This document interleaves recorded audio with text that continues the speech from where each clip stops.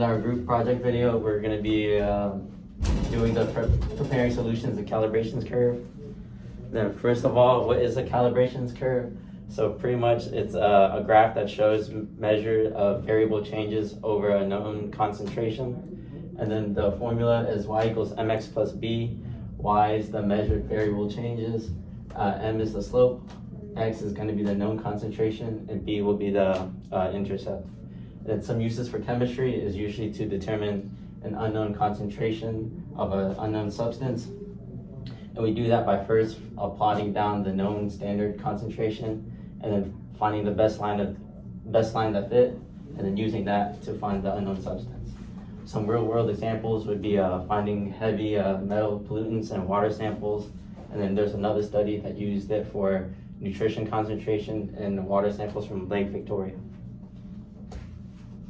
Okay, now we're going to talk about conductivity and absorbance.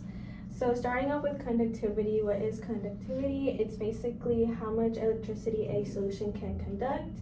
And this basically means that it's when a solution has many ions and they're like freely moving around. And so during our lab, we noticed that for solutions like NaCl, sodium chloride, it has a lot of sodium ions and chloride ions, so this means that it has a high conductivity. And then if we move over to tap water, it has a moderate conductivity because it has some dissolved minerals and ions. And then we have distilled water, which is low conductivity because it has almost no ions at all. And then, so basically to summarize conductivity, the more ions a solution has and the more they move around, this increases the conductivity within the solution, causing for it to be a stronger electrolyte. Next, on to absorbance. What is absorbance?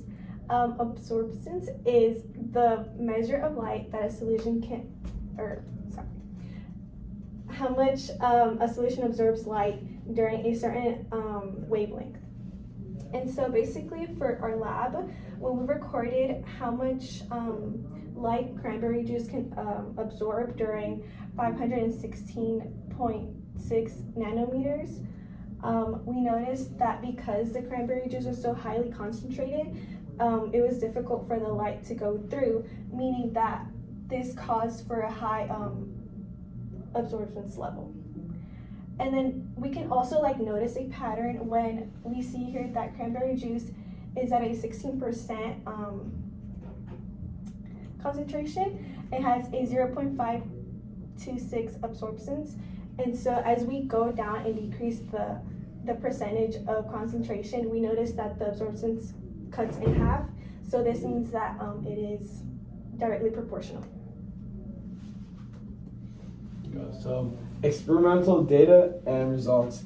So what we did was construct these two graphs in order for us to have a better understanding of our data.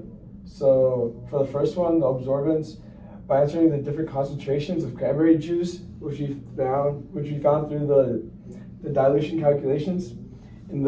We put the cranberry juice in the spectrometer so we can interpret the absorbance.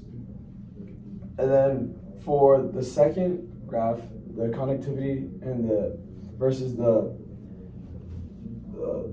sodium chloride molarity, what we did was put the probe was put into the solution, giving the conductivity of the unknown solution for 4,300 USCM. So at the end, conductivity is dependent on molarity, which we can see through the increase of conductivity with the increase in molarity. Same thing here. We found that with the increase of the juice concentration, we found an increase in the absorbance. So in the end, found the absorbance of the unknown to be 0.257 through using the spectrometer, and for the conductivity, found it to be 4,300 using the probe. And where we find these numbers is here for the absorbance, this point right here on the graph, and for the conductivity, We found it right about here. So now for the analysis of the unknown. So to determine the molar concentration of salt and the percent of cranberry juice, we must use our conductivity versus sodium chloride equation and our absorbance versus percent of cranberry juice equation. So first, to get our molar concentration of sodium chloride in the unknown solution, we use this equation, which is y equals 308,053x plus 556.28. So first, our first step is we have to find what these variables actually mean.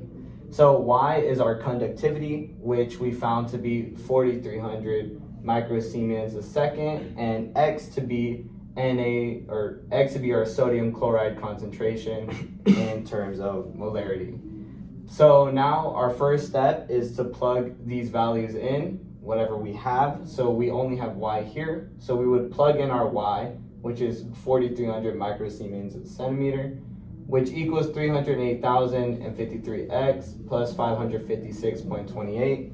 Our second step of action is to subtract 556.28 from both sides, which leaves us with 3,743.72 microsiemens a centimeter.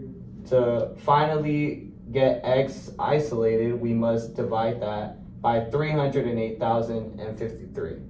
So we get our x value, which is 0.0122 molarity of sodium chloride, which is our sodium chloride concentration.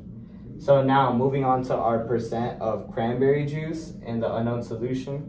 Our equation is y equals 0.0311x plus 0.0202.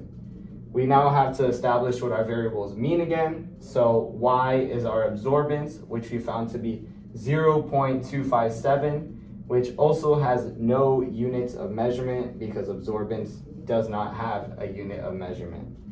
Our x is going to be our percent of cranberry juice, which is what we are trying to find. So again, we repeat the steps. So 0.257 equals 0.0311x plus 0.0202 once we introduce our y variable into here. So our second step is to subtract 0.0202 from both sides, which leaves us with 0.2368, which we can then divide 0.0311 from both sides to isolate x, which gives us 7.61, which is our percent of cranberry juice. All right, that's it. Thank you. Thank you.